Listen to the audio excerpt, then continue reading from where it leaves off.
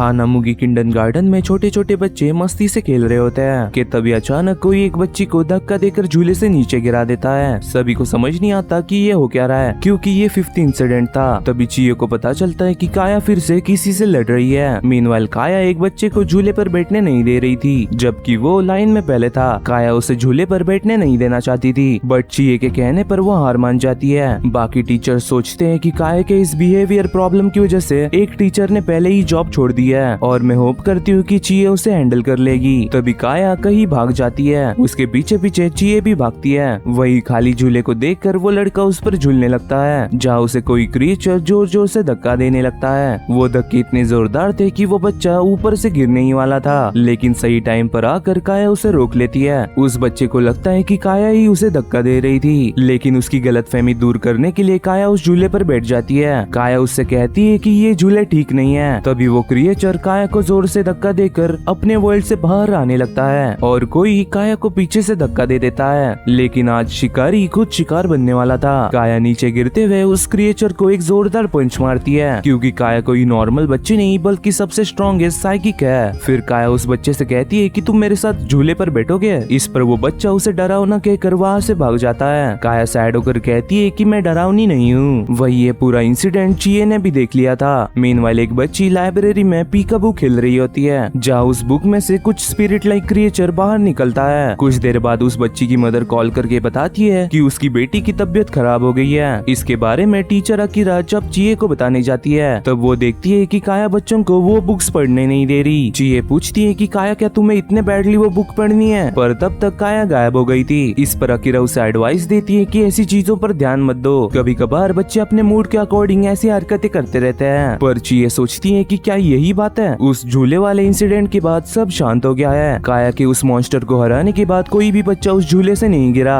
अगर बच्चे उस मॉन्स्टर की वजह से झूले से नीचे गिर रहे थे, तो इसका मतलब काया को ये पता था और वो उन्हें प्रोटेक्ट करने की कोशिश कर रही थी। लेकिन ऐसा नहीं हो सकता, मेरी आंखें शायद धोखा खा रहे होंगे और मॉन्स्टर्स वगैरह नहीं होते हैं। तभी वो बुक ओपन करके देखती है कि काया ने पीकाबू लाइन पर टेप लगा दी थी। वही इतना ही नहीं, वो बाकी बुक्स पर भी टेप लगा रही थी। ये देखने के बाद चिये बहुत गुस्सा हो जाती है और उससे कहती है कि तुमने जितने भी बुक्स को टेप लगाया है वो एक ही बार में यहाँ लाओ। काया ऐसा ही करती है और 15-20 बुक्स उसके सामने ला देती है और कहती है कि ये बुक्स ओपन नहीं होनी चाहिए। ये बोलकर काया वहाँ से गायब हो जाती है। चिये को समझ नहीं आता कि वो ऐसा क्यों कर रही है और वो उसे बताती क्यों नहीं कि उसके साथ क्या हो रहा है। तभी चिये की नजर पड़ती है एक बुक पर जो अपने आप ही खुल गई थी। फिर शाम को जब चिये उन बुक्स से टेप निकालने जाती है, तब उसे काया की बात याद आती है। स्टिल वो उन बुक्स को ऐसे ही नहीं छोड़ सकती थी, इसलिए चिये उनसे वो टेप्स निकालने लगती है। जैसे ही वो ऐसा करती है, काया को कुछ सेंस होता है और वो अपना खेलना छोड़कर कहीं भाग जाती है। मीनवाइल अपनी बचपन की यादों को ताजा करने के लिए चिये उन बुक्स के साथ पीकाबू खेलने लगती है, जिसमें उसे अचानक एक मॉन्स्टर का चेहरा दिखता है। ये देखकर वो उस बुक को दूर फेंक देती है, लेकिन वो मॉन्स्टर एक ह्यूमन लाइक फॉर्म लेकर पीकाबू कहते हुए उसके पास आने लगता है। वो मॉन्स्टर चिये को कुछ करे इससे पहले काया वहाँ पर आकर उसे मार देती है और कहती है कि मैंने इसलिए ही कहा था कि इन्हें ओपन मत करना। चिये पूछती है कि क्या तुम्हें पता था कि अगर ये बुक्स ओपन हुई तो क्या होगा। काया के हाँ कहने पर उसे रियलाइज होता है कि उसकी बात सच थी। काया उन सब को उन मॉन्स्टर से बचा रही थी। चिये उससे पूछती है कि ये सब शुरू कब हुआ। काया कुछ बोले इससे पहले वहाँ पर उसकी दूसरी टीचर आती है और उसे फिर से अपने क्लास ले जाने लगती है। काया चिये को इशारा करके कहती है कि वो सब खराब है, मतलब वो बुक्स बाकी बुक्स को भी इन्फेक्ट करते हैं। ये जानने के बाद चिये जल्दी से वो सभी बुक्स बाहर फेंक देती है। चिये के जाने के बाद उन बुक्स पर प्रिंसिपल की नजर पड़ती है और वो उन बुक्स को खराब ना जाने देने के लिए उन्हें यूज्ड बुक्स के बुक स्टोर ले जाती है। वही हम देखते हैं कि काया अपने फैमिली को भी उन क्रिएचर से बचाती रहती है। किंडरगार्टन जाते हुए काया अपनी मदर को बाय बोलती है, पर उसकी मदर उसे आवाज नहीं देती। रास्ते में भी काया उन क्रिएचर से उसके फादर को बचाती है। दूसरी ओर किंडरगार्टन के वॉशरूम में एक लड़का फंस गया था, लेकिन उसे चिये आकर बचा लेती है। चिये को वो बच्चा बताता है कि वो दरवाजा खुल नहीं रहा था और अब जब ये चीज बार बार हो रही थी, इसलिए टीचर अकीरा उस वॉशरूम को बंद कर देती है। कुछ देर बाद काया उसी वॉशरूम को देख रही होती है कि तभी एक बच्ची में वहाँ पर आती है जिसे जोर से पी लगी थी। काया उसे कहती है कि तुम ये वॉशरूम यूज नहीं कर सकती और वैसे भी टीचर ने हमसे कहा था कि पैंट गीली होने तक होल्ड करके मत रखना। इस पर वो बच्ची कहती है कि मेरे पास कोई और चॉइस नहीं थी, मैं खेलने में बहुत बिजी हो गई थी। वैसे मेरे पास एक आइडिया है। काया क्या तुम टीचर पर नजर रख सकती हो? अगर वो आती है तो तुम मुझे बताना।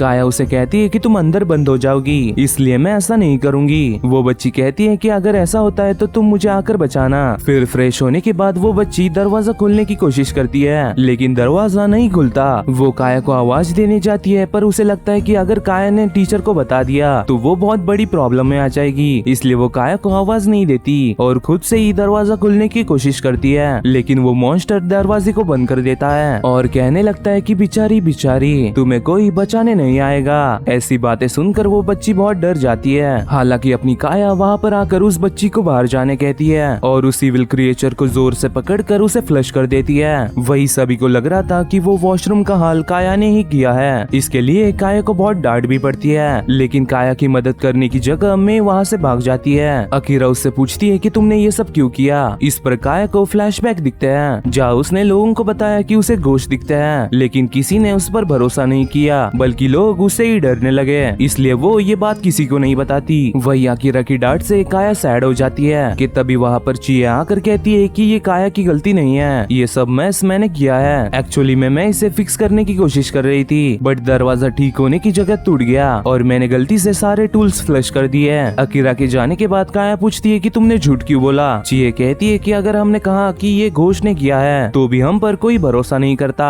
काया कहती है कि अगर तुम उन्हें देख सकती हो तो बाकी टीचर्स भी उन्हें देख पाएंगे। चिए उसे बताती है कि मैं उन्हें देख नहीं सकती। इस पर काया डिसपॉइंट होकर पूछती है कि अगर तुम उन्हें देख नहीं सकती तो तुम्हें कैसे पता कि ये घोस्ट का काम है। चिए कहती है क्योंकि मैं तुम पर बिलीव करती हूँ, कोइंसिडेंस से ही कह लो, पर मुझे पता है कि तुम सबको प्रोटेक्ट कर रही हो, इसलिए अब मैं तुम्हें प्रोटेक्ट करूंगी। तभी वहाँ पर मैं आती है, लेकिन काया उससे बहुत चिढ़ी हुई थी, लेकिन हिम्मत करके मैं उससे माफी मांगती है और काया उसे झट से माफ भी कर देती है। फिर शाम को जब उसके फादर उसे लेने आते हैं तो काया उन्हें जल्दी से हक करती है और उन्हें उसे कंधे पर उठाने कहती है। फादर कहते हैं कि मेरे कंधे बहुत दुख रहे हैं और यहाँ काया जानती थी कि ये किसकी वजह से हो रहा है। चिया अकीरा से पूछती है कि मैंने जब भी देखा तब उसके फादर ही उसे पिकअप करने या ड्रॉप करने आते हैं, तो उसकी मदर क्या करती है। वही काया जब घर जाकर अपने मदर से मिलने जाती है तब हमें पता चलता है कि उसकी मदर को किसी ने पोजेस किया है और वो चीज इतनी स्ट्रॉन्ग थी कि दी स्ट्रॉन्गेस्ट साइकिक काया भी उसे हरा नहीं पा रही थी। अगले दिन टीचर अकीरा उन्हें रोड सेफ्टी के बारे में बता रही होती है, जहाँ एक बच्ची की नजर एक घर के विंडो पर जाती है जहाँ कर्टन के पीछे से कोई उसे झांक कर देख रहा था। ऐसे ही कुछ दिन बीत जाते हैं पर वो औरत वहाँ से हिलती नहीं, इसलिए डर के मारे वो बच्ची सभी से कहती है कि उसने घोस्ट देखा, पर कोई उसका विश्वास नहीं करता।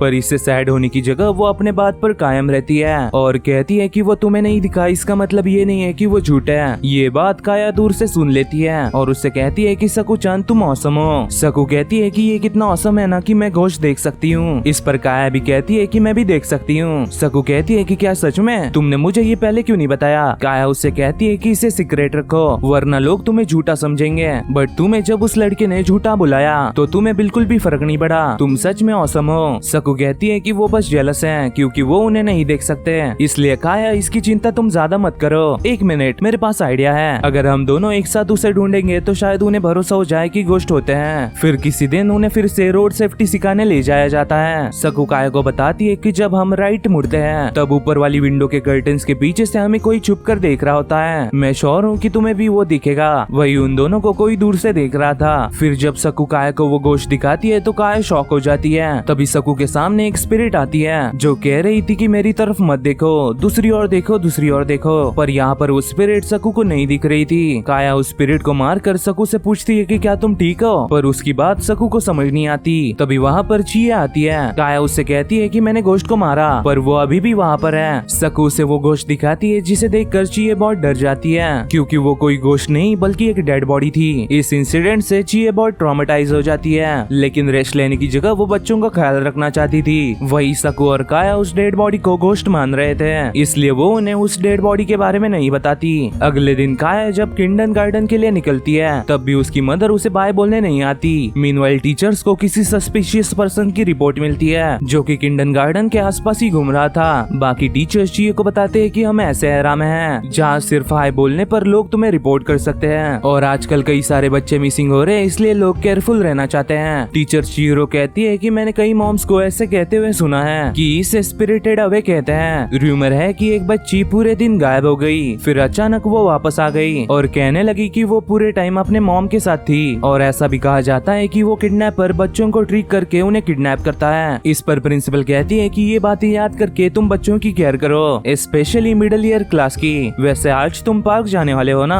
फिर पार्क में अकीरा सभी बच्चों को समझाती है कि अनलाइक स्कूल कई लोग इस पार्क को यूज करते हैं, इसलिए किसी स्ट्रेंजर के साथ मत जाना। मैं, टीचर चीरो और टीचर चीए भी यहाँ पर रहेंगी, इसलिए हमारी नजर से दूर मत जाना। वही अभी भी काया को कोई दूर से देख रहा था। कुछ देर बाद यूजू नाम की एक बच्ची काया के लिए फ्लावर क्राउन बनाकर लाती है और बताती है कि मेरी मॉम ने मुझे ये बनाना सिखाया। इस पर काया उसे लकी कहती है। यूजू कहती है कि तुम उसे रख सकती हो क्योंकि मैं जब चाहे उसे बना सकती हूँ। काया उसे कहती है कि थैंक यू, क्या तुम मुझे भी ये बनाना सिखा सकती हो? वही वो काया को सिखाते हुए कहीं गायब हो जाती है और काया भी ज्यादा कुछ सोचे बिना उसका पीछा करती है। दूसरी ओर चीयो को भी पता चलता है कि काया और यूजू गायब हो गई है। वही काया यूजू को ढूंढ लेती है और उससे कहती है कि हमें टीचर के नजर से दूर नहीं जाना चाहिए। यूजू कहती है कि माफ करना पर मेरी मॉम मुझे बुला रही है, देखो वो यहाँ पर है। यूजू की मॉम को देखकर काया के जान में जान आती है, पर तभी वो देखती है कि वो यूजू की मदर नहीं बल्कि एक इविल स्पिरिट थी जो बच्चों को ले जा रही थी। काया यूजू को रोक कर कहती है कि उसके साथ मत जाओ। यूजू कहती है कि क्यों नहीं, वो मेरी मॉम है। काया कहती है कि वो तुम्हारी मॉम है फिर भी तुम नहीं जा सकती। तभी वो स्पिरिट यूजू का हाथ छोड़ देती है और उसे अपने साथ चलने कहती है। ये सुनकर यूजू अपना हाथ छुड़वाने की कोशिश करती है लेकिन काया उसका हाथ नहीं छोड़ती।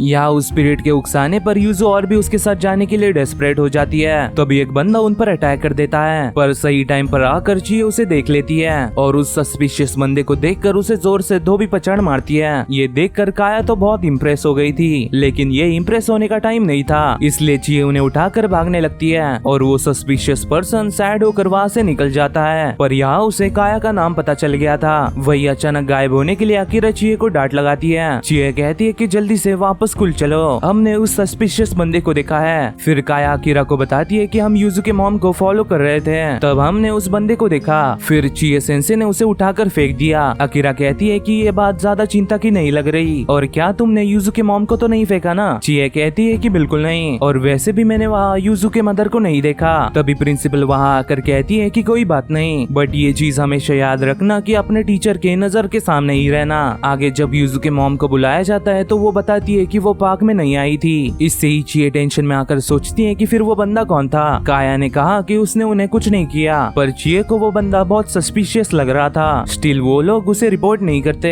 कुछ टाइम बाद चीयो काया को एक सेफ्टी अलार्म देती है और कहती है कि अगर तुम्हारे पास कोई स्ट्रेंजर आता है तो इसे खींच देना, ये जोर जोर से आवाज करेगा। काया पूछती है कि स्ट्रेंजर यानी बुरे लोग ना? चीयो उसे समझाती है कि तुम किसी को देखकर बता नहीं सकते कि वो अच्छा है या बुरा, पर चिंता मत करो, अच्छे लोग इससे अपसेट नहीं होंगे और बुरे लोग दूर भाग जाएंगे। वही शाम को सभी बच्चे अब अपने घर जा रहे होते हैं। तभी काया के भी फादर उसे लेने आते हैं और काया को ढूंढने के लिए चीयो को थैंक्स करते हैं। चीयो उनसे कहती है कि आप यहाँ इंतजार करो, काया रेडी हो रही है। दूसरी ओर काया को उसके फादर दिखते हैं जो कहते हैं कि आज मैं जल्दी में हूँ तो क्यों ना हम शॉर्टकट ले। तभी एक लड़का काया से कहता है कि काया तुम वहाँ से नहीं जा सकती, पर काया ये बोलकर निकल जाती है कि उसके साथ उसके डैड है, पर यहाँ पर वो एकदम अकेली थी। वो बच्चा जल्दी से जाकर चीयो को बताता है कि काया अकेले ही प्लेग्राउंड को छोड़कर चली गई। मीनवाइल काया आज के दिन जो हुआ वो अपने फादर को बताती है। तभी उसकी नजर अपने रियल फादर पर पड़ती है। तभी चीयो भी काया को ढूंढने निकल पड़ती है और सोचती है कि काया ऐसे ही बिना किसी रीजन ऐसे ही नहीं जा सकती, पक्का हमारे पीठ पीछे कुछ डरावना हो रहा है। क्या होगा अगर उस बंदे की वजह से ये हो रहा हो? वही काया सोचती है कि ये मेरे डैडी नहीं है, ये एक स्ट्रेंजर है। वो उस अलार्म को देखती है पर उसे यूज नहीं करती क्योंकि काया उस घोस्ट से ज्यादा स्ट्रॉन्गर थी। पर तभी वो घोस्ट उसके मदर का फॉर्म ले लेता है और उसे उसके मदर जैसा ट्रीट करने लगता है। तभी वहाँ पर वो जायंट बंदा आकर उस घोस्ट पर एक्सोर्सिज्म वाटर स्प्रे करता है और कहता है कि रुको काया सामा,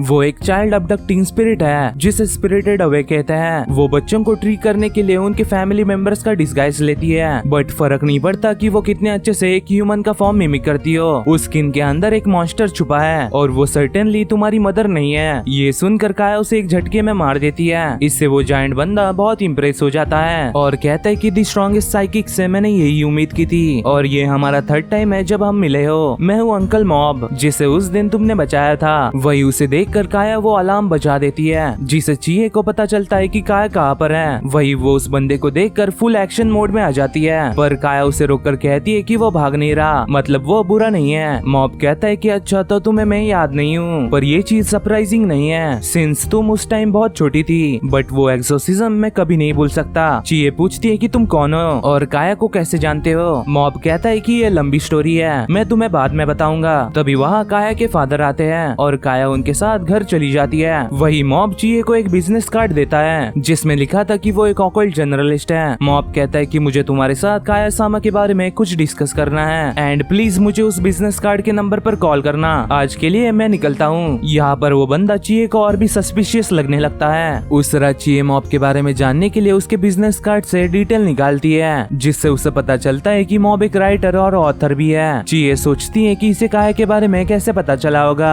तभी वो उसके साथ एक ह्यूमन एनाटॉमी फिगर को देखकर डर जाती है और सोचती है कि जो भी हो ये फेवर रिटर्न करने वाली चीज सिर्फ उसके दिमाग में है। फिर भी मुझे काया को उस बंदे से प्रोटेक्ट करना होगा। वही काया एक ड्राइंग कंप्लीट करके उसे कलर करने का सोचती है पर वहाँ पर ब्लैक कलर नहीं था तो वो ये चिए को दिखाती है। चिए कहती है कि तुमने उसे खत्म कर दिया होगा या तुमने उसे कहीं गिरा दिया होगा पर ऐसा बिल्कुल नहीं था क्योंकि कई सारे बच्चों के ब्लैक क्रेयॉन्स गायब थे। चिए यूजू से पूछती है तो वो बहुत डर जाती है और हिचकिचाते हुए बताती है कि मैंने अभी कांचान को कई क्रेयॉन्स के साथ देखा। बाकी बच्चे सोचते हैं कि चोर तो यूजू का छोटा भाई निकला पर वो फर्स्ट ईयर क्लास में है तो हमें उस पर गुस्सा नहीं होना चाहिए। इसके लिए मेरो अकीरा और चिए की माफी मांगती है। अकीरा कहती है कि कोई बात नहीं पर वो मिरर को क्यों कलर कर रहा है। मेरो कहती है कि मुझे पता नहीं और ऐसा कहना नहीं चाहिए पर वो काया की तरह एक ट्रबल मेकर है। वो हमेशा स्कैरी स्कैरी बोलते रहता है। बोलो आखिर एक मिरर में डरने वाली चीज ही क्या है? क्या ये वो अपने ग्रेड के लिए बहुत छोटा है इसलिए हो रहा है? उसकी बचकान हरकतें देखकर मुझे बहुत चिढ़ आती है। अकीरा उसे कहती है कि तुम ऐसा नहीं बोलना चाहिए। आगे मेलो उन बच्चों की माफी मांगती है और कहती है कि चिंता मत करो मैं उसे डांटूंगी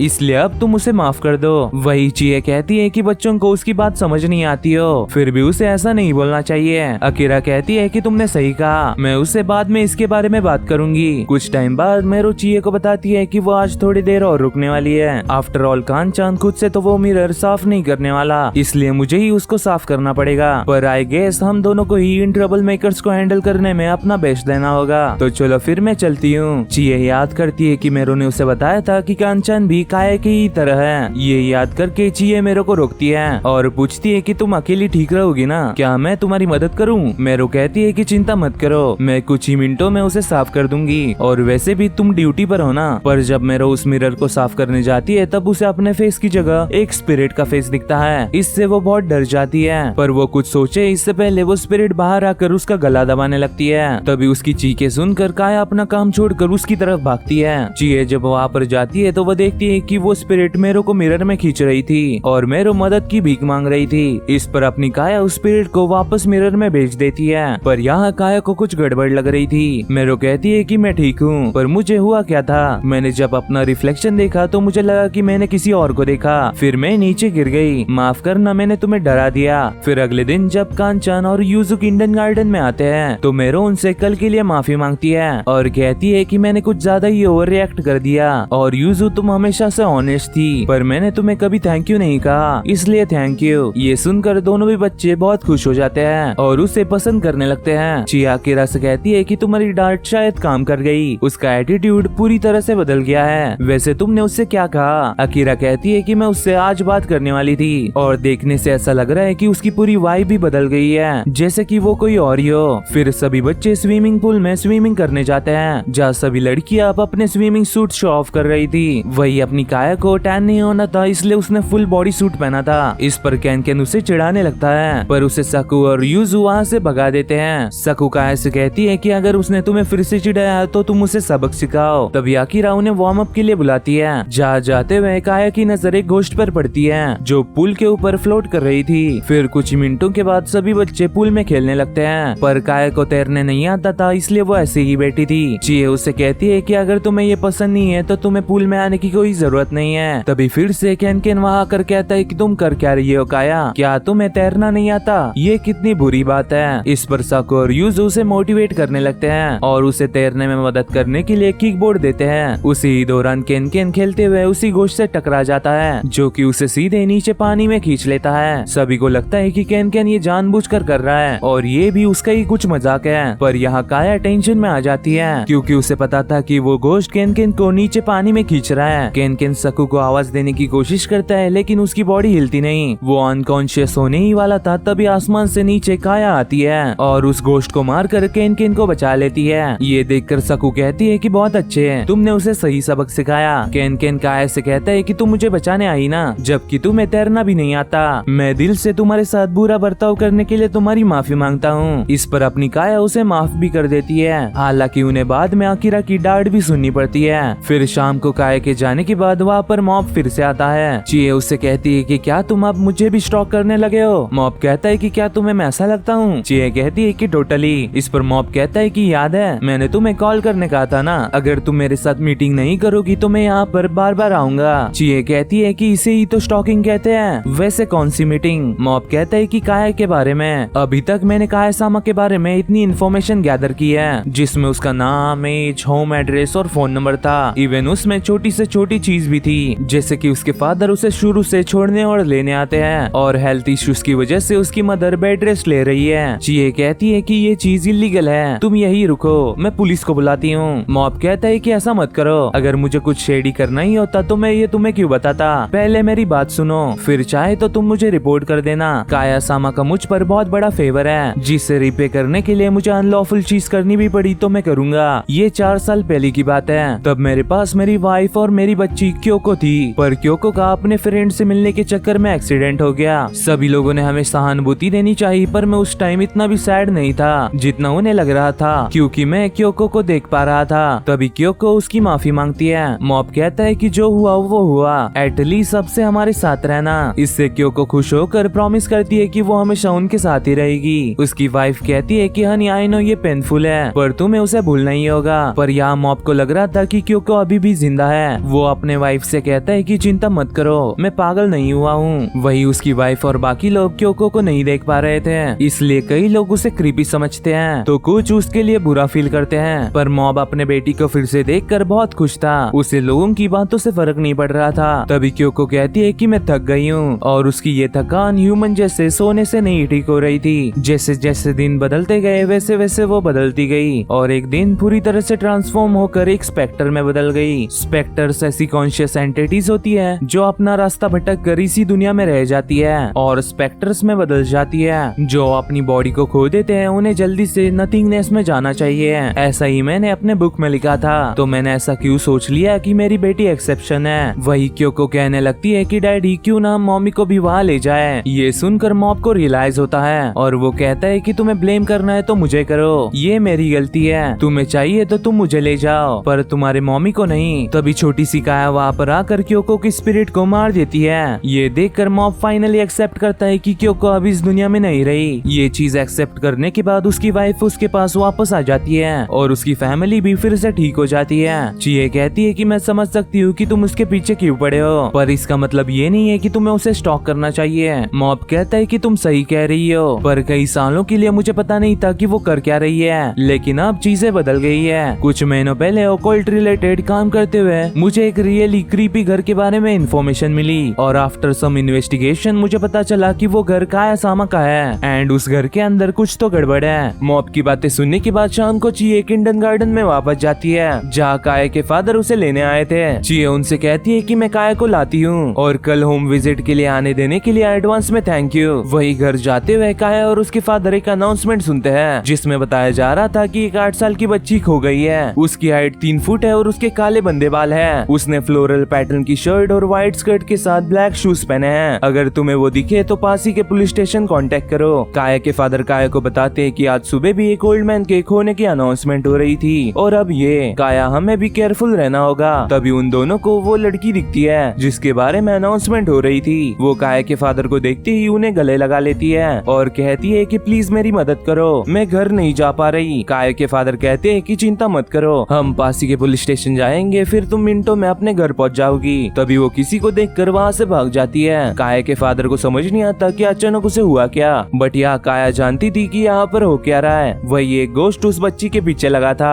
और इसी कारण से वो बच्ची अपने घर नहीं जा रही थी क्योंकि उसे लग रहा था कि वो गोश्त उसके घर पर भी आ जाएगा। कि तभी वो रास्ता खत्म हो जाता है, इसलिए वो लड़की एक पोल के पीछे छुप जाती है। तभी वहाँ पर काया भी आती है और उस गोश्त को उस लड़की के पीछे नोटिस करती है। यहाँ वो बच्ची बहुत ही डरी हुई थी, पर काया उस गोश्त को मारकर उस बच्ची को बचा लेती है। वही वो नोटिस करते हैं कि वो गोश्त कुछ तो कह रहा है, जैसे यहाँ बहुत अंधेरा है, मुझे ठंड लग रही है, मुझे हर्ट हो रहा है, मुझे बाहर निकालो, मुझे अपने घर जाना है। इसका मतलब उन दोनों को समझ नहीं आता, पर तभी उस बच्ची को कुछ याद आता है। खेलते खेलते खेलते उस बच्ची का पेपर प्लेन गटर में गिर गया था। तब उसने कुछ अजीब चीज वहाँ पर देखी। तब से ही वो घोस्ट उसके पीछे लगा है। आगे काया उस बच्ची को घर पर छोड़ती है और अपने डैड के साथ पुलिस को रिपोर्ट करने के बाद अपने घर पर जाती है। वही वो बच्ची अपने मदर को भी उस चीज के बारे में बताती है जो उसने उस गटर में देखी थी, और वो चीज कुछ और नहीं बल्कि वो ओल्ड मैन था जो कई दिनों से गायब हो गया था। अगले दिन प्रिंसिपल की पहचान का एक किंडरगार्टन बंद हो रहा था, इसलिए वो अपना सभी सामान फेंक रहे थे, पर अपनी प्रिंसिपल वो चीजें वेस्ट नहीं जाने देना चाहती थी, इसलिए वो यहाँ सभी चीजें लाती है। पर कुछ चीजें खराब हालत में थी, इसलिए सभी टीचर उसे बाद में ठीक करने का सोचती है कि तभी 3 बदमाश बच्चियां वहाँ पर आकर उन चीजों को देखने लगती है, जहाँ एक की नजर एक डॉल पर पड़ती है जो कि बहुत बुरी हालत में थी। इस पर नाची नाम की लड़की सोचती है कि वो उस डॉल को फेंकने से बचाएगी। तभी वहाँ पर काया आती है और कहती है कि तुम उसे नहीं ले सकती, पर नाची उस डॉल को लेकर वहाँ से चली जाती है। बाकी बच्चियां उससे कहती है कि तुम कर क्या रही हो, तुम ऐसे प्रॉब्लम में आ जाओगी। नाची कहती है कि किसी को भी पता नहीं चलेगा,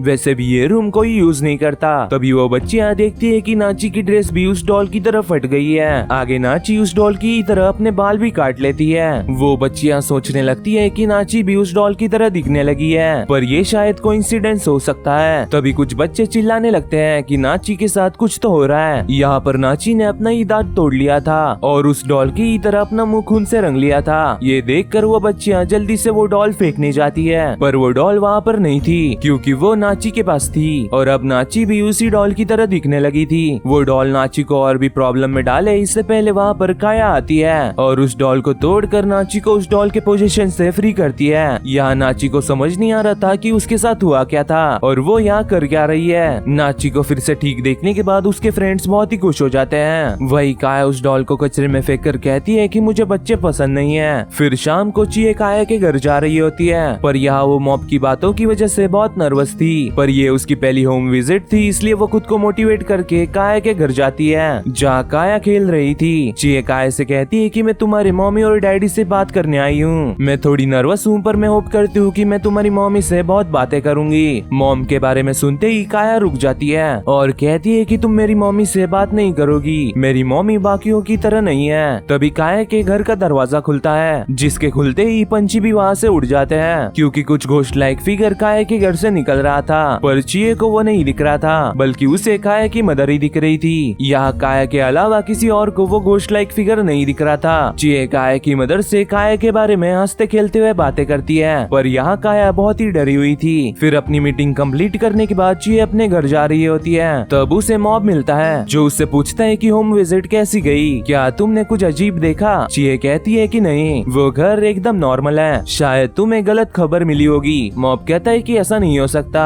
और मैं इतना डरा हुआ हूँ कि मैं उस घर के अंदर भी नहीं जा सकता। चिए कहती है कि डरावने तुम हो जो उनके घर में घुसना चाहते हो। इस पर मॉब कहता है कि एटलीस्ट मुझे ये बताओ कि तुम्हें वहाँ पर क्या मिला। चिए कहती है कि बिल्कुल नहीं, ये पर्सनल इन्फॉर्मेशन प्राइवेट ही रहेगी। तभी उसे रियलाइज होता है कि वो अपना पेन काया के ही घर भूल कर आ गई। आगे मॉब पूछता है कि फिर काया सामा कैसी थी, क्या तुमने उसके बारे में कुछ अलग नोटिस किया। चिए कहती है कि नॉट रियली, पर उसने अपने यार्ड के सामने कुछ तो कहा था। तभी चिए का पेन लौटाने वहाँ पर काया की मदर आती है। काया के मदर को देखते ही मॉब डर के मारे कांपने लगता है, पर यहाँ चिए को कुछ अलग नहीं लग रहा था। काया की मदर उसे कहती है कि आज तुमसे बात करके अच्छा लगा। काया बहुत परेशानी खड़ी करने वाली लड़की है, इसलिए मैं श्योर हूँ कि हमें और भी चीजों के बारे में बात करनी होगी। चिए कहती है कि बिल्कुल नहीं, वो एक अच्छी लड़की है और मैं श्योर हूँ कि वो एक वंडरफुल बड़ी बहन बनेगी। फिर उनके जाने के बाद चिए मॉब से पूछती है कि आखिर तुम मुझसे बात क्या करना चाहते हो। मुझे किंडरगार्टन भी जाना है। मॉब पूछता है कि तुम्हें काया सामा की मदर कैसी लगती है। चिए कहती है कि वो बहुत प्यारी मॉम है और उन्हें बच्चा भी होने वाला है। मॉब कहता है कि इंडीड उसकी मदर प्रेग्नेंट है, बट उसके अंदर जो चीज है वो एक स्पेक्टर हो सकता है। मैंने जब उसे देखा तब उसके पेट में मुझे कुछ अजीब दिखा। उसकी ये बातें सुनकर चिया को काया की बातें याद आती है, फिर भी वो मॉब की बातों को मजाक समझती है, पर मॉब यहाँ पर बहुत सीरियस था। वो कहता है कि मैंने ऐसी चीज पहले कभी नहीं देखी। उसके श्योरली पोजेस होने के बावजूद भी वो वैसी हरकतें नहीं कर रही जो नॉर्मली पोजेस लोग करते हैं। इसका मतलब सिर्फ एक ही हो सकता है कि वो अनबॉर्न बच्चा ही होस्ट है। वो स्पेक्टर काया की मदर को as a living shield use कर रहा है और वो भी फिजिकली और इमोशनली भी,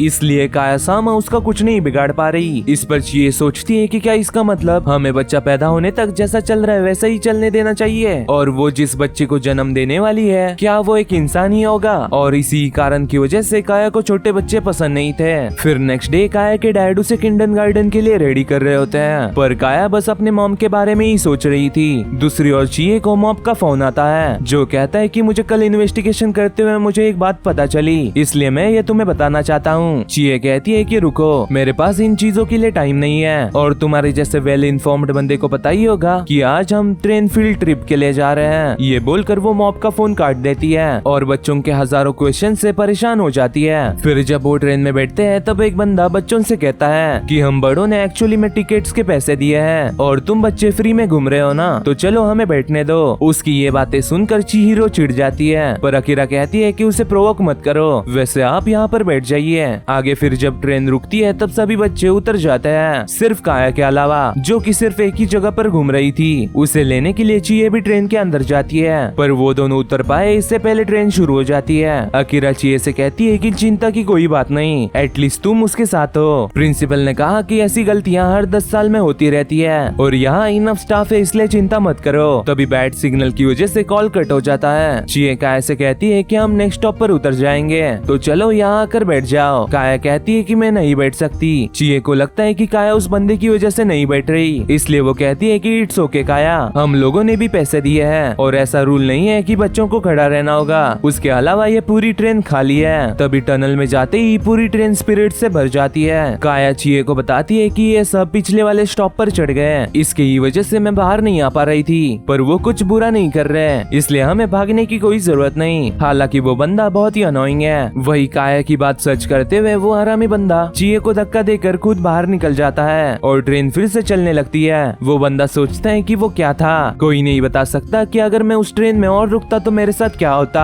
अच्छा हुआ कि मैं उतर गया। दूसरी ओर चिए सोचती है कि क्या वो कोई ड्रीम था। तभी उस ड्रीम से उठाने के लिए उसे मॉब का कॉल आता है जो कहता है कि तुम्हारा जीपीएस सडनली चला गया, इसलिए मुझे तुम्हारी चिंता हो रही थी, पर अच्छी चीज ये है कि काया सामा तुम्हारे साथ है। वैसे तुम अपने किंडरगार्टन ग्रुप से अलग हो गई हो ना। चिए कहती है कि हाँ, इवन अगर मैं वापस जाना चाहूँ तो भी मैं जा नहीं सकती क्योंकि कोई ट्रेन अवेलेबल नहीं है, इसलिए मैं टैक्सी बुक करने का सोच रही हूँ। तभी वहाँ पर मॉब टपकता है, पर वो यहाँ कैसे आया और क्यों आया ये नहीं बताता। इससे चिढ़कर चिए ड्राइवर से पूछती है कि तुम इसे कैसे सह सकती हो। वो ड्राइवर कहती है कि मुझे मेरे हस्बैंड के इस बिहेवियर की आदत हो गई है। वही यहाँ मॉब को ये जानकर बहुत खुशी होती है कि वो काया को याद है, पर वो उन्हें उनके डेस्टिनेशन पर छोड़ने से पहले काया को उसके ग्रैंड मदर से मिलाना चाहता था। चिए पूछती है कि काया की ग्रैंड मदर, आखिर तुम बात क्या कर रहे हो। मॉब उसे बताता है कि इसी वजह से मैं तुम्हें कॉल कर रहा था, मैं तुम्हें एक्सप्लेन करता हूँ। काया सामा के पेरेंट्स के बारे में इन्वेस्टिगेशन करते हुए मुझे कुछ पता चला। ये ओल्ड लेडी मुत्सु इबिसुमोरी है जिसके पास एक्सट्रीमली पावरफुल साइकिक विजन है। कहा जाता है कि साइकिक इन्वेस्टिगेशन के दौरान उन्होंने कई मेजर केसेस के क्रिमिनल्स को आइडेंटिफाई करने में मदद की है। एक पॉइंट पर ऐसे केसेस की रिक्वेस्ट उन्हें पूरी दुनिया से आ रही थी। उसके साइकिक विजन के अलावा वो अपने स्ट्रॉन्ग एक्सोसिज्म पावर से प्रॉब्लमेटिक एरिया को भी प्यूरिफाई कर सकती है। और लेजेंड यह है कि उसकी ग्रैंड डॉटर ने भी वो डिवाइन पावर इनहेरिट की है और वो ग्रैंड डॉटर और कोई नहीं काया सामा है। एक बार तुम उसकी पावर देख लो तो तुम्हें और कोई प्रूफ की जरूरत नहीं पड़ेगी। और वो काया सामा की फैमिली मेंबर है तो उन्हें काया सामा के मदर के बारे में कुछ जरूर पता होगा।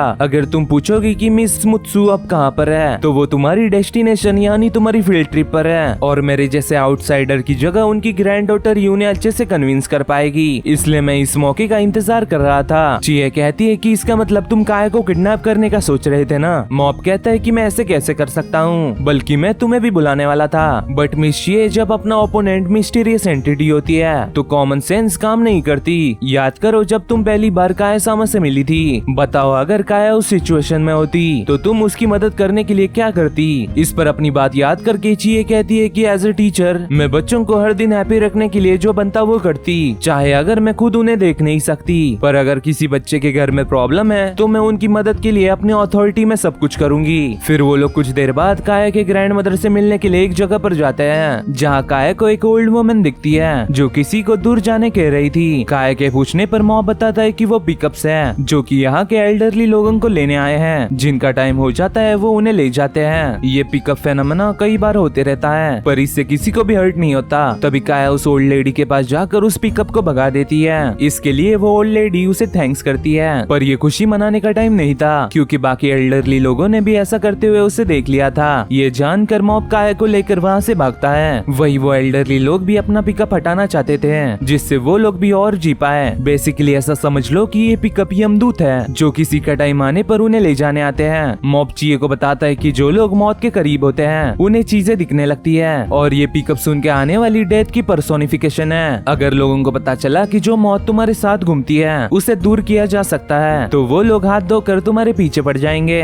उनके एज के बावजूद वो फिजिकली कैपेबल ह्यूमंस हैं, इसलिए उन्हें इस हालत में भी अगर कायसामा के पास जाने दिया तो ये बहुत डेंजरस हो सकता है। और कायसामा की ग्रैंडमदर का रूम हॉलवे के उस तरफ है, इसलिए चीजें और भी खराब हो इससे पहले उनसे जाओ मिलो, मैं यहाँ चीजें संभाल लूंगा। ये चीज मुझे कब से बोलनी थी। इस पर चिए उसकी बात मानकर काया को वहाँ से ले जाती है। तभी कुछ बूढ़े लोग पागलों की तरह सभी पर अटैक कर देते हैं, पर तभी वहाँ पर काया की ग्रैंडमदर आकर सभी पिकअप्स को दूर कर देती है और कहती है कि पिकअप्स को दूर करने से ऐसा नहीं होगा कि तुम ज्यादा जियोगे, बल्कि तुम्हें पता ही नहीं होगा कि तुम कब मरने वाले हो, इसलिए तुम कांस्टेंट एंजाइटी में जियोगे। अपने सामने जापान के टॉप साइकिक्स में से एक को देखकर मॉब पूरा हैरान हो जाता है, लेकिन उसने काया के ग्रैंडमदर से यही उम्मीद की थी। मुत्सु उस बूढ़े से कहती है कि तुम ऑल ऑफ सडन डर क्यों रहे हो, अब तुम बूढ़े हो गए हो, ये चीज एक्सेप्ट करो। तभी मॉब उससे मिलता है और कहता है कि मैं मॉब ओसामू हूँ, मैं एक राइटर हूँ और मैं आज आपको किसी से मिलाना चाहता हूँ। मीनवाइल चिए और काया मुत्सु का रूम ढूंढ लेते हैं, पर उन्हें वहाँ मुत्सु की जगह एक अल्टर और फैमिली फोटो दिखती है जहाँ चिए काया की मदर को क्यूट मान रही थी तो काया किसी और ही सोच में पड़ी थी। दूसरी ओर मुत्सु मॉब को बताती है कि मुझे पता नहीं कि उसे बच्चे भी हुई, वो कितनी हार्टलेस डॉटर है, वैसे इस बच्चे को मेरे से क्या चाहिए। मॉब कहता है कि उसके बारे में हम तुम्हारे रूम में ही बात करते हैं, बट अच्छा यही होगा कि तुम मुझसे अकेले में बात करो। काया के ग्रैंडमदर को देखकर चिए खुश होती है, पर यहाँ मुत्सु को काया से अलग ही प्रेजेंस फील हो रहा था। वो डरते हुए काया की तरफ बढ़ती है और पूछती है कि नाना के साथ क्या हुआ, उसने कुछ भी गलत नहीं किया, ये सब मेरी गलती है, इसलिए अगर तुम्हें किसी को मारना है तो मुझे मारो। चिए सोचती है कि इसे ऑल ऑफ अ सडन क्या हुआ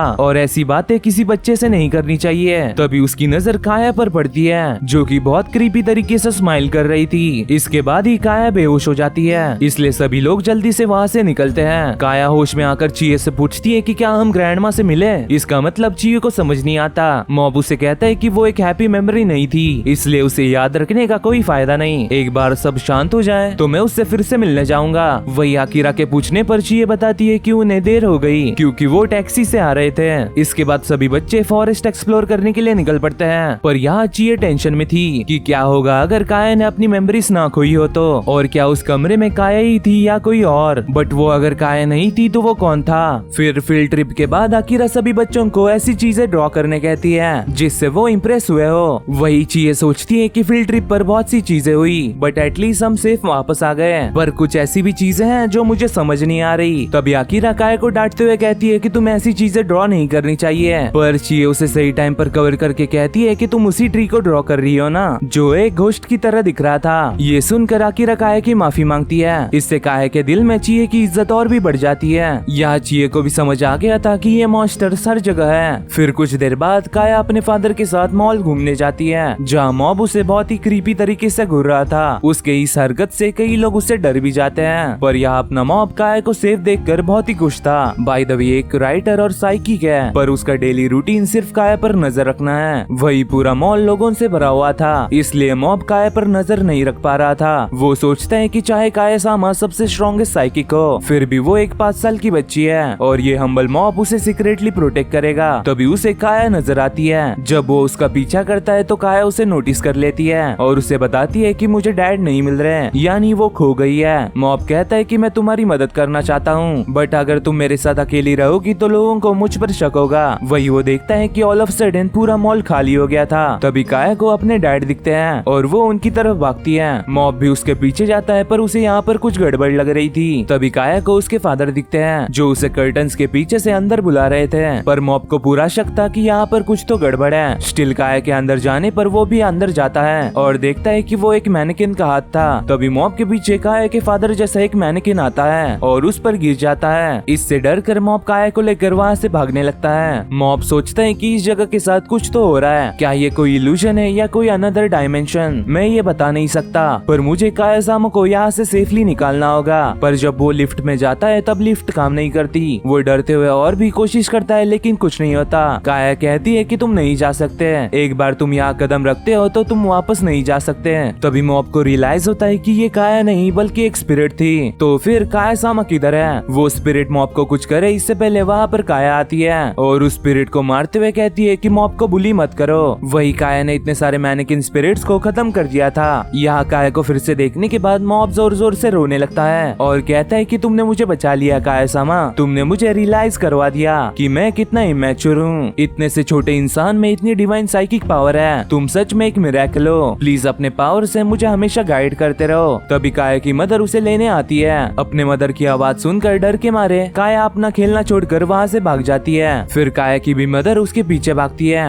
भागते हुए काया को रियलाइज होता है कि वो उसे सुन पा रही है। इससे काया बहुत ही खुश हो जाती है, पर वो औरत कहती है कि मैं तुम्हारी मॉम नहीं हूँ। वो अपना विग निकाल कर कहती है कि मैं तुम्हारी आंट नाना हूँ। तभी काया के भी फादर वहाँ पर आ जाते हैं। डैड के पूछने पर काया उन्हें बताती है कि ये उसकी आंट नाना है। इससे ही डैड को याद आता है कि ये मेरा यानी उसकी वाइफ की बड़ी बहन है। नाना पूछती है कि मेरी बहन ने तुम्हें अपने फैमिली के बारे में नहीं बताया। काया के डैड कहते हैं कि उसे अपने फैमिली के बारे में बात करना पसंद नहीं है। इस पर नाना कहती है कि अच्छा, हमारी फैमिली सिचुएशन थोड़ी कॉम्प्लिकेटेड है, पर तुम्हें डराने के लिए सॉरी। एक्चुअली मुझे जब पता चला कि मेरी नीज भी है तो मैं खुद को उससे मिलने से नहीं रोक पाई, लेकिन मेरी बहन को मत बताना कि मैं उससे मिलने आई थी। डैड कहते हैं कि बट मेरी एक रिक्वेस्ट है, इतने लेट इंट्रोड्यूस करने के लिए माफ करना, पर मैं मिराई का हस्बैंड शीजो सातो हूँ। प्लीज मेरे वाइफ के फैमिली को बताना कि वो सेफ और हेल्दी है। नाना कहती है कि थैंक यू, मेरी मॉम को ये सुनकर अच्छा लगेगा और वो सच में सेफ और हेल्दी है। देखने से लगता नहीं कि ये सिचुएशन उतनी भी बुरी है जितनी मैंने सोची थी, पर स्टिल उस घर को अच्छे से इन्वेस्टिगेट करना बहुत जरूरी है। उसके बाद अगर नेसेसरी होगा तो मैं एक्शन लूंगी। फिर अगले दिन केन एक फ्लावर वास तोड़ देता है और ऐसा उसने थर्ड टाइम किया था, इसलिए आकिरा उसे पनिश करने ले जाती है। सकु काया को बताती है कि केन को पनिशमेंट रूम ले जाया जा रहा है। अगर तुम टीचर्स को बहुत गुस्सा दिलाते हो तो तुम्हें पनिशमेंट रूम ले जाया जाएगा। और कहा जाता है कि वहाँ पर एक डरावना मॉन्स्टर है जो बच्चों को अच्छा बनने के लिए फोर्स करता है। एटलीस्ट ऐसा ही मिस शीरो ने कहा था। पनिशमेंट रूम में मॉन्स्टर है ये जानकर काया उसे मारने जाती है। इसमें साकू भी उसकी मदद करने के लिए उसे ज्वाइन करती है, पर काया को उस रूम की लोकेशन पता नहीं थी, इसलिए साकू उसे गाइड करती है। साकू पूछती है कि वैसे तुम्हें मॉन्स्टर से डर क्यों नहीं लगता।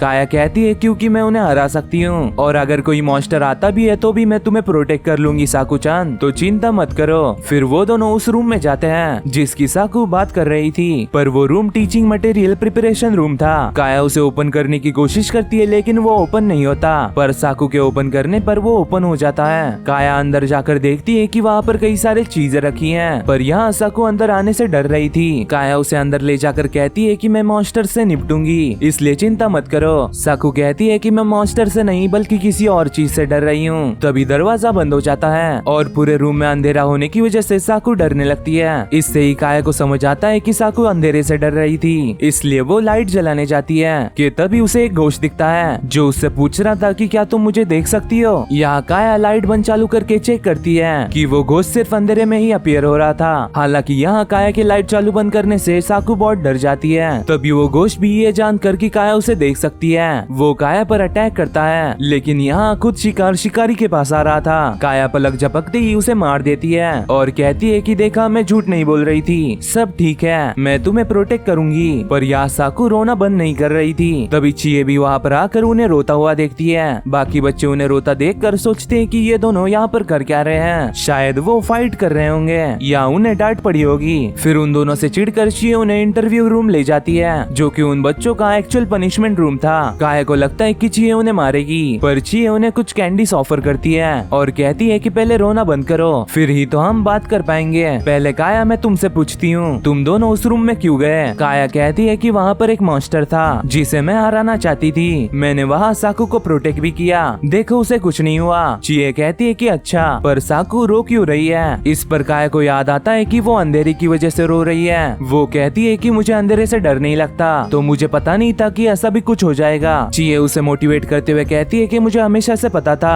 कि तुम काइंड हो और तुम जस्ट साकू को प्रोटेक्ट करना चाहती थी ना, बट अगर तुम दूसरों का थोड़ा और सोचो तो तुम डेफिनेटली और भी स्ट्रॉन्गर और थॉटफुल पर्सन बन जाओगी। इस पर काया भी इमोशनल हो जाती है और कहती है कि साकू चान आई एम सॉरी। दूसरी ओर नाना अपने मदर को विजिट करती है जहाँ मुत्सु बस यही रटे जा रही थी कि नाना मिराई मर चुकी है, वो उस चीज को पैदा करने के बाद ही मर गई, तुम्हें भी भागना होगा, तुम मेरी बात समझ रही हो ना। नाना उससे कहती है कि मिराई मरी नहीं है और मैं उस बच्चे से भी मिली, वैसा कुछ भी नहीं हुआ है, तुमने कुछ गलत देख लिया होगा। पर स्टिल मुत्सु यही रटे जा रही थी कि नाना मिराई ही मर चुकी है। वो उस चीज को पैदा करने के बाद ही मर गई। नाना सोचती है कि मदर का अब कुछ नहीं हो सकता, बट यही तो चीज मुझे सबसे ज्यादा बॉदर कर रही है। अगर मॉम उस बच्चे की वजह से ऐसी हुई है तो इसका मतलब काया के अराउंड कुछ तो हो रहा है। मीनवाइल मॉब को उसके मास्टर का कॉल आता है, जो उससे पूछता है कि मॉब तुम ठीक तो हो ना, और तुम किसी डेंजरस चीज में इन्वॉल्व तो नहीं हुए ना। मॉब कहता है कि मास्टर बहुत सी चीजें हुई है, बट काया सामा की वजह से मैं ठीक हूँ। ये सुनकर मॉब का मास्टर पूछता है कि तुम अभी भी उस फैमिली में दखल दे रहे हो। मॉब कहता है कि मास्टर आपको जिस चीज की चिंता है वैसा कुछ नहीं हुआ। मास्टर पॉइंट आउट करता है कि वो अभी तक नहीं हुआ पर फ्यूचर में हो सकता है। मॉब तुम कमजोर हो और अगर मैं तुम्हारे पास नहीं हूँ तो तुम्हें संभल कर रहना चाहिए, नहीं तो कोई प्रॉब्लम क्रिएट हो जाएगी। और सुनो मेरी बात, मैं तुम्हें फिर से वार्न करता हूँ, उस फैमिली के पास अब मत जाना। हम फ्लैशबैक देखते हैं जहाँ काया अपने फादर के साथ खेल रही होती है। तभी मिराई उससे कहती है कि हमें तुम्हें कुछ बताना है काया तुम जल्दी ही बड़ी बहन बनने वाली हो। मम्मी के पेट के अंदर एक बेबी है बट वो बहुत छोटा है, तो क्यों ना हम उसकी एक साथ देखभाल करें। ये सुनकर काया मिराई को हक करती है और कहती है कि अगर हम बेबी की अच्छी केयर करें तो क्या तुम्हें उससे अच्छा लगेगा। मिराई कहती है कि हाँ मुझे बहुत अच्छा लगेगा। प्रेजेंट में डॉक्टर मिराई को बताती है कि तुम्हें प्रीटर्म लेबर हो सकते हैं और तुम्हारी पहली डिलीवरी को देखकर, जो कि एक इमरजेंसी सी सेक्शन डिलीवरी थी, मैं यही सजेस्ट करूंगी कि तुम आज हॉस्पिटल में ही रुक जाओ, जिससे हम तुम्हारे और तुम्हारे बेबी की कंडीशन क्लोजली मॉनिटर कर पाएंगे। काया के फादर शीजो कहते हैं कि डॉक्टर जैसे कह रहे हैं हम वैसा ही करते हैं, तुम घर की चिंता मत करो, मैं और काया सब संभाल लेंगे। पर अभी भी यहाँ काया को अपनी मदर में एक स्पेक्टर दिख रहा था। मिराई कहती है कि काया जब मेरे पेट में थी तब मैं इतनी एंशियस थी कि मैं सो ही नहीं पाती थी। डॉक्टर प्लीज अपनी ओर से सब कुछ करना एंड मेक श्योर करना कि ये बेबी हेल्दी पैदा हो। कुछ देर बाद काया हॉस्पिटल के किड्स रूम में खेल रही होती है क्योंकि शीजो मिराई के लिए कपड़े और उसे लगने वाली चीजें लेने गया होता है। तभी काया को बाथरूम लगती है और काया किसी से डरती नहीं, इसलिए वो अकेले ही बाथरूम निकल पड़ती है। फिर फ्रेश होने के बाद वो एक औरत की आवाज सुनती है जो जोर जोर से चिल्ला रही थी और कह रही थी कि मेरा बच्चा कहाँ है, ये वो नहीं है, कोई तो मुझे मेरा बच्चा ला दो। काया हॉस्पिटल के स्टाफ को बातें करते हुए सुनती है कि ये फिर से हो रहा है, हम क्या करें, क्या हमें उसे देखने जाना चाहिए। दूसरी लड़की कहती है कि हम इसमें कुछ नहीं कर सकते, हालांकि अगर उसका बेबी हेल्दी पैदा होता तो बात कुछ अलग ही होती, मैं उसके लिए बहुत सॉरी फील करती हूँ। तभी काया को एक इन्फेंट बेबी का गोश्त दिखता है जो खून में लथपथ होकर एक कमरे की ओर जा रहा था। उसके अंदर जाते ही काया भी अंदर जाती है और देखती है कि उस औरत के ऊपर कई सारे बेबीज के गोश्त चढ़े हुए हैं और वो औरत कह रही है कि इनमें से मेरा कोई भी नहीं है, मेरा बेबी ऐसा नहीं दिखता।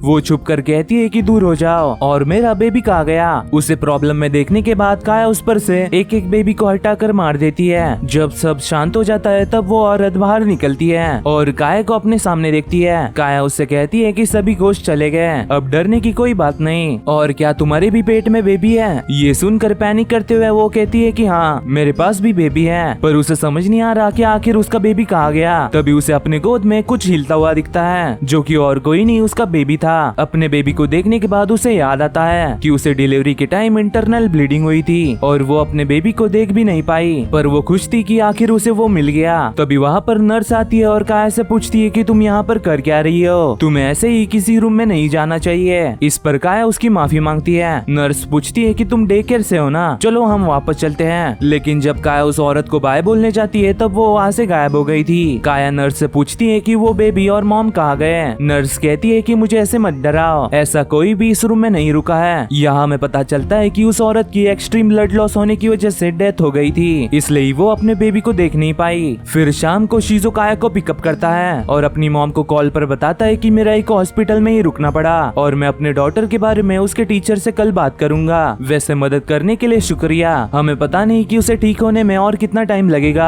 और मॉम तुम कल क्या कर रही हो? आई नो कि मैं ये अचानक पूछ रहा हूँ, पर वो बस एलिमेंट्री स्कूल में ही है, मैं उसे अकेले घर नहीं छोड़ सकता। तभी उसे नाना का लेटर मिलता है जो कह रही थी कि उस दिन अचानक मिलने के लिए माफ करना और मैं होप करती हूँ कि मेरा ये और काया अच्छी है, अगर तुम्हें कुछ चाहिए तो मुझे बिंदास कांटेक्ट करो। ये लेटर पढ़ने के बाद शीजो अपनी मॉम से कहता है कि चिंता मत करो, मैं ये संभाल लूंगा। अगले दिन सभी बच्चों को प्लेग्राउंड में ले जाया जाता है जहाँ कीरा सभी से कहती है कि प्लेग्राउंड में खेलते हुए सभी रूल्स फॉलो करना। वही साकू काया से कहती है कि काया-चन चलो जंगल जिम में जाते हैं, वही स्पिनिंग वाला। पर उन्हें ये देखकर बहुत शौक लगता है कि वहाँ पर वो स्पिनिंग जंगल जिम नहीं था। अकीरा चियो को बताती है कि अगर कुछ होता है तो वो लोग चीजों को हटा देते हैं, पर वो लोग चीजों को हटाकर न्यू चीज ऐड भी नहीं कर रहे थे, इसलिए काया और साकू दूसरी ओर खेलने का डिसाइड डिसाइड करते हैं और स्लाइड्स पर खेलने जाते हैं, जहाँ कुछ बच्चे उनके बीच से भागते हुए निकलते हैं। साकू उन्हें डांटते हुए कहती है कि तुम ऐसा नहीं कर सकते, देखो यहाँ लिखा है कि रूल्स को फॉलो करो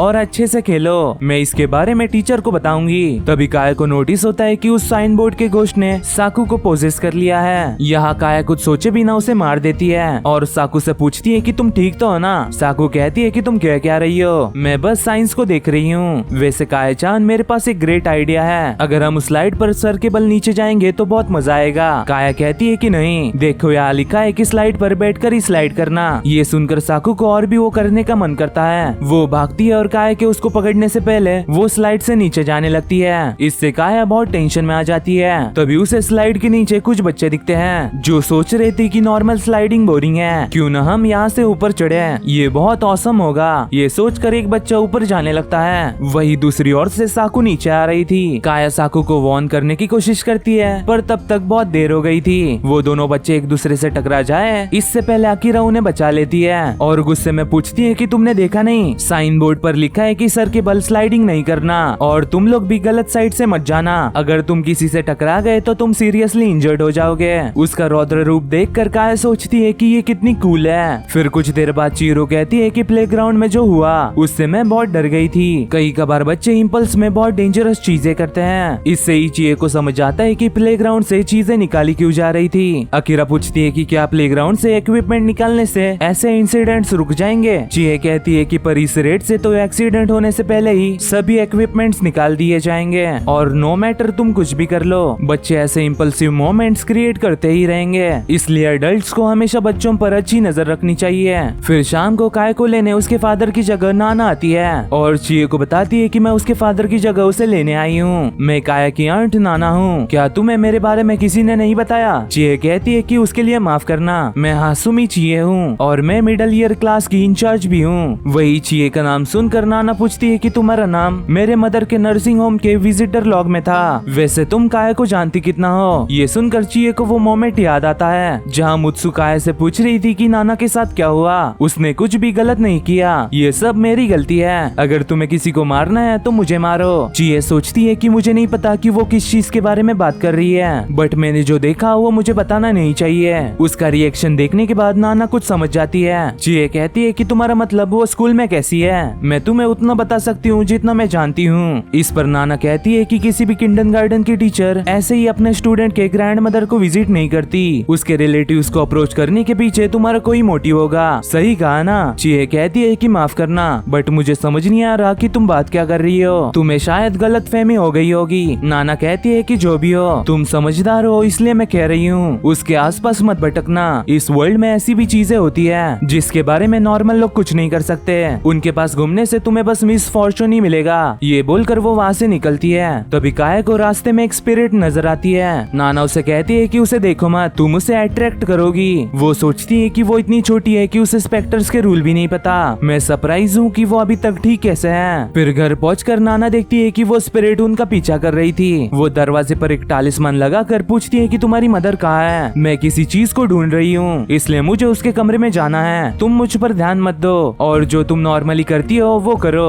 तभी वीडियो डोर फोन पर काया के फादर आते हैं और कहते हैं कि काया को पिकअप करने के लिए शुक्रिया, मैं अपनी कीज हॉस्पिटल में ही भूल गया हूँ, तो क्या तुम डोर ओपन कर सकती हो? पर नाना को शीजो ने मैसेज कर रखा था कि वो सुबह 6 बजे से पहले नहीं आने वाला, मतलब कि ये वो स्पिरिट ही थी। इसलिए नाना कॉल कट कर देती है और काया से कहती है कि तुम जिन लोगों को जानती हो वो ऐसे ही आ सकते हैं, बट प्लीज उन सबको इग्नोर करना, क्या तुम ये कर सकती हो? काया कहती है कि हाँ। फिर कुछ देर बाद जब काया टीवी देख रही होती है तब फिर से डोरबेल बजती है, पर इस बार वहाँ मॉप था। मॉप काया से कहता है कि एक इमरजेंसी है, क्या तुम दरवाजा खोल सकती हो? काया कहती है कि तुम मॉप नहीं हो, मॉप मुझे काया सामा कहता है। ये बोलकर वो कॉल कट कर देती है। फिर और कुछ देर बाद फिर से डोरबेल बजती है, लेकिन इस बार ये दूसरी ओर नाना थी। नाना कहती है कि काया तुम्हारे साथ घर में जो अभी है वो एक स्पेक्टर है जिसने मेरा डिस्गाइज लिया है, अब उस घर में बहुत डेंजर है इसलिए तुम्हें वहाँ से निकलना होगा, मैं उसे हैंडल कर लूंगी, तुम बस दरवाजा खोलो। लेकिन काया के वो दरवाजा खोलते ही अंदर वो स्पेक्टर आता है, लेकिन वो काया को कुछ करे इससे पहले वहाँ पर नाना आती है, लेकिन अब उसके पास सिर्फ एक ही टालिस्मान बच गया था। वो काया को पीछे रहने कहती है पर अपनी काया उसे एक पंच में ही मार देती है और कहती है कि आंटी नाना मैंने गलती से डोर खोल दिया, आई एम सॉरी। यहाँ नाना सोचती है कि वो क्या था था, उसकी पावर मुझसे और मदर से भी कई गुना पावरफुल है। दूसरी ओर चिए मॉब को कॉल करती है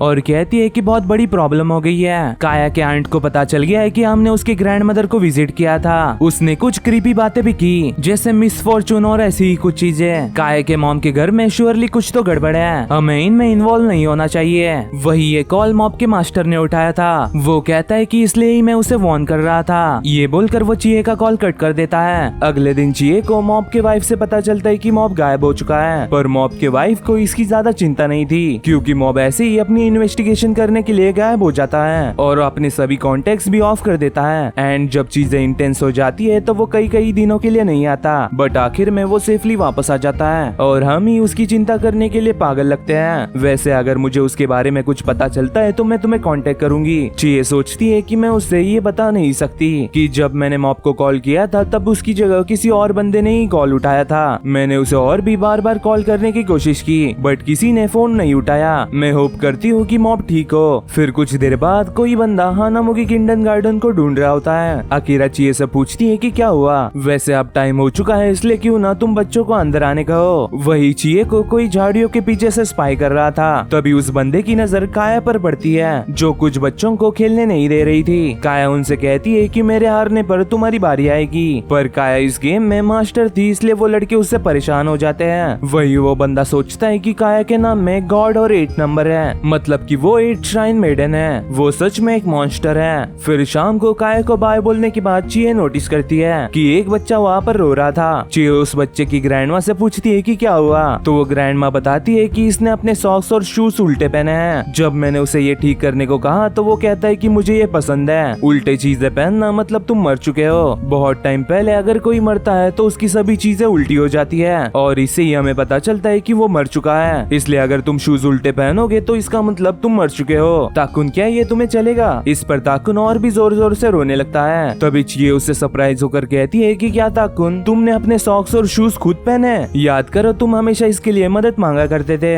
ये बहुत इनक्रेडिबल चीज है, तुम सच में बड़े हो गए हो। पर काश मैं तुम्हें वैसा करते हुए देख पाती। वैसे क्या तुम मुझे और ग्रैंडमा को फिर से वो करके दिखा सकते हो? इस पर ताकुन अपने शूज और सॉक्स निकाल कर उन्हें ठीक से पहनने लगता है। ग्रैंडमा कहती है कि तुम तो ऑसम हो, बट चिए को अब इसकी आदत हो गई थी। तभी चिए को लगता है कि कोई तो उसे देख रहा है, पर वहाँ पर कोई नहीं था। फिर ताकुन को बाय बोलने के बाद चिए अपने लॉकर रूम में जाकर मॉब का मैसेज चेक करती है, पर उसमें कोई मैसेज नहीं था। तभी उसे मॉब का मैसेज आता है और वो उसे पार्क में अकेले मिलने बुलाता है। चिए पार्क में सोचती है कि उसने अचानक मुझे कांटेक्ट किया और यहाँ इस टाइम मुझे मिलने बुलाया, आखिर वो मुझे और कितना इंतजार करवाएगा। चिए उसे कॉल करती है पर वो कॉल नहीं उठाता। तभी चिए की नजर एक बच्चे पर पड़ती है जो पार्क में अकेले बैठा था। चिए उससे पूछती है कि क्या तुम यहाँ खुद से आए हो और तुम्हारे पेरेंट्स कहाँ हैं? तुम्हें इतने देर तक बाहर नहीं रहना चाहिए, मैं पास ही के किंडरगार्टन में पढ़ाती हूँ। अगर तुम्हें कोई चीज बॉदर कर रही है तो हम बात कर सकते हैं। इस पर वो बच्चा झूले पर झूलने लगता है और चिए को एक क्रीपी स्माइल देता है। तभी वहाँ पर उस बच्चे की मदर उसे लेने आती है। चिए सोचती है कि ये बहुत एम्बैरेसिंग है, मैं अपने फोन में इतना घुस गई थी कि मुझे वो दोनों दिखे ही नहीं। तभी चिए को कुछ अजीब लगता है। वो गौर से देखती है तब उसे उस बच्चे के हाथ उल्टे दिखते हैं। फिर वो जब उसकी मदर को देखती है तब उसकी तो पूरी बॉडी ही उल्टी थी। इस पर चिए को ताकुन के ग्रैंडमा की बात याद आती है और वो डर कर वहाँ से भागने लगती है। भागते भागते वो एक बंदे से टकरा जाती है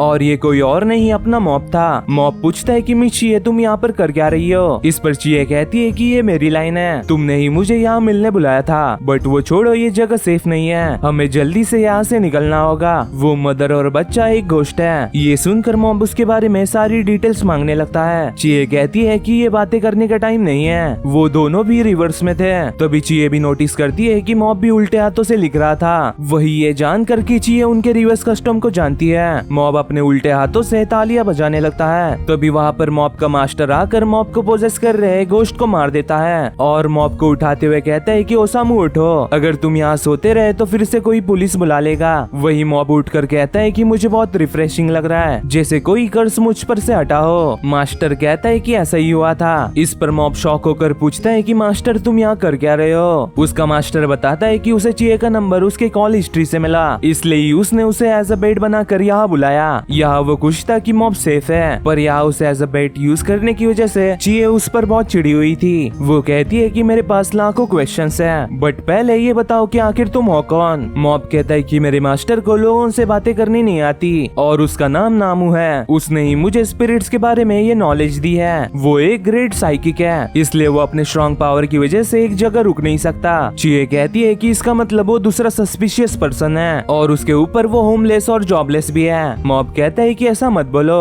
इस पर नामू कहता है कि ये मैटर नहीं करता, ये लास्ट टाइम होगा जब हम एक दूसरे से बात कर रहे हो और मैंने तुम्हें पहले ही वार्न किया था ना ओसामू कि उस इबित्सुमोरी श्राइन मेडन के साथ इन्वॉल्व मत होना। तुम लकी थे कि ये बस एक माइनर पोजेशन था, पर नेक्स्ट टाइम ये इतना सिंपल नहीं होगा। इबित्सुमोरी नाम सुनकर चिए कहती है कि ये नाम काया के मदर की साइड का नाम है। आखिर ये इबित्सुमोरी फैमिली के साथ हो क्या रहा है? नामू पूछता है कि तुम्हें पता नहीं और तुम ये जाने बिना कि वो कौन है तुम इसमें इन्वॉल्व हो गई। नो वंडर तुमने पहले इतना पैनिक किया। उस फैमिली में सबसे बड़ी इबित्सुमोरी daughter beyond ordinary power inherit करती है जो कि जनरेशंस में नहीं देखी जाती और वो बच्ची भी अपने घर में बड़ी है ना। इवन सो वो कम्प्लीटली अलग ही लेवल की मॉन्स्टर है और ओसामू अपने काम में बहुत परसेप्टिव है, इसलिए शायद वो सभी तरह के स्पिरिट्स को अट्रैक्ट करता है और उन लोगों को उस चीज को लॉक करके नहीं रखना चाहिए था। वो लोग इस चीज को खुले घूमने नहीं दे सकते। आखिर वो ओल्ड लेडी सोच कर रही है। मॉब मुत्सु के बारे में बताने ही जा रहा था कि तभी चिए उसे रोक कर कहती है कि श्योरली काया के अंदर मिस्टीरियस पावर्स हैं, बट वो कोई मॉन्स्टर नहीं है। वो सभी की तरह एक ऑर्डिनरी लड़की है, इसलिए उसके बारे में ऐसी चीजें मत बोलो। नामू कहता है कि ऐसे ओवरवेलमिंग पावर के सामने अच्छा इंसान या बुरा इंसान कुछ नहीं होता और शायद मैं क्या कह रहा हूँ ये तुम्हें समझ आ रहा होगा। अगले दिन भी चिए कल रात के ही टेंशन में थी। वही काया सैंड में माउंटेन बना रही थी। तभी यूकी काया से कहता है कि ये काम मेरी कंपनी नाकाशी कंस्ट्रक्शन रन करती है, इसलिए अगर तुम ये सीरियसली नहीं कर सकती तो तुम हमें ज्वाइन नहीं कर सकती और ऐसा नहीं चलेगा। तुम बस सैंड को जमा कर रही हो, तुम्हें इसे शॉवेल से ऐसे पैट करना होगा। देखो अब तुम ट्राई करो। पर काया उस माउंटेन को ही तोड़ देती है। ये देखने के बाद यूकी उसे अपने साथ खेलने नहीं देता और अपना माउंटेन कंप्लीट करने के बाद माकुन का माउंटेन देखता है जो कि सभी को बहुत कूल लग रहा था, जिसमें उसने टनल के साथ साथ हाइकिंग ट्रेल भी बनाया था। यूकी कहता है कि ये तो कुछ नहीं, मेरा माउंटेन इससे बड़ा है और चलो इसमें टनल भी बनाते हैं। वो बाकियों से मदद मांगता है बट बाकियों को उसके माउंटेन में कोई इंटरेस्ट नहीं था। तभी उसे फील होता है कि दूसरी तरफ से भी कोई टनल बना रहा है, बट वो माउंटेन बहुत बड़ा था इसलिए उसे अपने सामने वाला नहीं दिखता। तभी टनल बनाते हुए कोई स्पिरिट यूकी का हाथ पकड़ लेती है और उसे फोर्सफुली अंदर खींचने लगती है। यूकी को समझ नहीं आता कि ये हो क्या रहा है। बाकी उसे कहती है कि इतना स्टबर्न बनना बंद करो और हमें ज्वाइन करो। यूकी उनसे कहता है कि अपना मुंह बंद करो, दूसरे साइड वाला बंदा मुझे छोड़ नहीं रहा। इस पर बाकी कहते हैं कि तुम बात क्या कर रहे हो, तुम अकेली ही हो जो टनल बना रहा है। यूकी कुछ समझ पाए इससे पहले वो स्पिरिट उसे और फोर्स से अंदर खींचने लगती है। वही यूकी को कुछ हार्म हो इससे पहले काया उस माउंटेन के साथ साथ उस स्पिरिट को भी खत्म कर देती है। बाकी लोग काया को डांट लगाते हुए कहते हैं कि काया तुम्हें ऐसे किसी के माउंटेन को खराब नहीं करना चाहिए। हालांकि यहाँ यूकी बस यही सोच रहा था कि मैंने उस टनल में कुछ फील किया, शायद वो मेरी इमेजिनेशन होगी, पर ऐसा बिल्कुल नहीं था। उस स्पिरिट के हाथों के निशान उसके हाथों पर छप गए थे। तभी यूजू काया को खेलने बुलाती है। खेलने जाते वक्त काया नोटिस करती है कि उसका हाथ काला हो गया था। इसके बाद यूकी की मदर चिए और अकीरा के पास कंप्लेन लेकर आती है और उनसे पूछती है कि ये निशान उसके हाथों पर कैसे आया, आखिर यहाँ हो क्या रहा है। वो यूकी से पूछती है कि तुम्हें नहीं पता कि ये किसने किया और तुम्हारे अराउंड कौन था। यूकी कहता है कि काया थी, बट काया ने उसे मेरे लिए भगाया। यूकी की मदर पूछती है कि किसे भगाया। यूकी कहता है कि घोस्ट को। इतना सुनने के बाद भी टीचर्स को पता नहीं चलता कि आखिर यूकी के हाथों पर वो निशान कहाँ से आया और अब उसके फैमिली का ट्रस्ट जीतने के लिए भी बहुत टाइम लगेगा